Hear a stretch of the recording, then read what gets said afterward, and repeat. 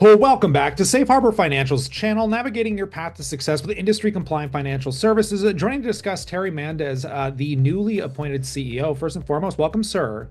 Thank you, and I appreciate that. I'm glad to be here. Yeah, it's such a pleasure to get you on. First and foremost, before we dive into any of the news and what's been kind of going on with the company, maybe tell us a little bit about yourself, kind of what led up to that aha moment in your background that got you involved with Safe Harbor Financial. Well, I'll tell you what I told my team. I'm a Gen X New York Puerto Rican, and I'm not a banker. And what does that mean? It means I'm an operator. I've been a multi-state operator. I've been a single state operator. I've been in the industry long enough to know the challenges that operators face.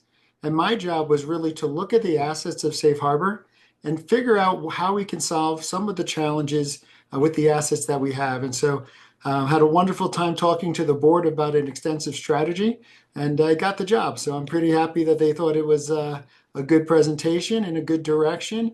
And then shortly thereafter, Sunday shared with me that she's going to retire. Wonderful transition process happening right now on top of everything else. So drinking from the fire hose, but excited to be here. Yeah, definitely appreciate the clarity there. And I wouldn't mind diving down a little deeper just to kind of kick things off here. Just last week, the company announced Partners Credit Union had agreed to pause payments for 2 months while they kind of renegotiated terms on the debt. Do you want to expand on exactly what this means? Sure. I saw some folks saying this might be a sinking ship situation. That's not what this is.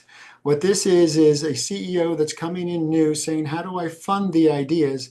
And why would I take a role where you want me to drive something without funding?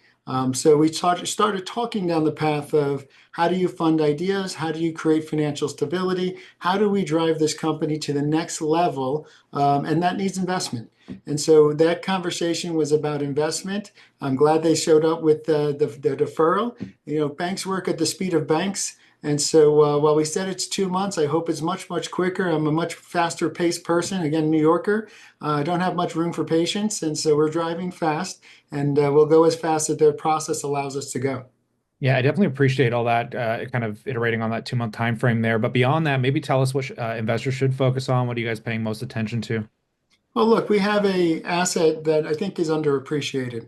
The asset that we have is the trust of over 600 clients that use our compliance platform to buy and sell hundreds of millions of dollars every single month, $25 billion of transactions on that platform since inception.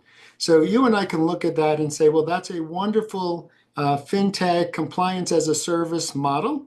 But I also look at that as an operator saying, if I have buyers and sellers on the platform, what else can I do for those buyers and sellers to solve problems?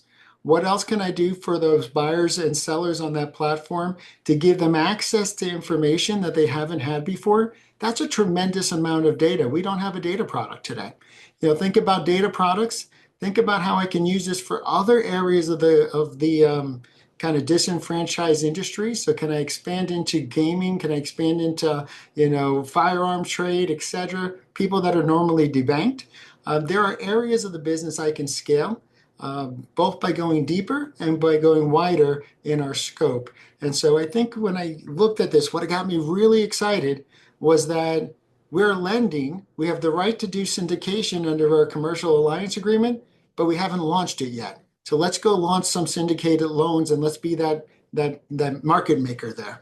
You know, we're protecting our financial customer, our cannabis client, and we're protecting the financial institution, right? What are other areas we can protect cannabis operators and financial institutions, and how can I add more financial institutions into the realm? People think of us as a competitor to a cannabis institution. I'm an enabler. We can go in and enable those folks not to have to invest in what we've already built, but go out and sell and penetrate their market more effectively. So there's a lot of areas where we can grow when you stop out of the culture of a credit union slash financial institution, and you step into the culture of what I'm used to, which is technology and innovation. On that note, we'll pass it off to the viewers. As always, we'd love to know what you think. Consider subscribing as news catalysts come down the wire like this. Of course, we'll bring it to you here. But on that note, we look forward to catching you in the next one.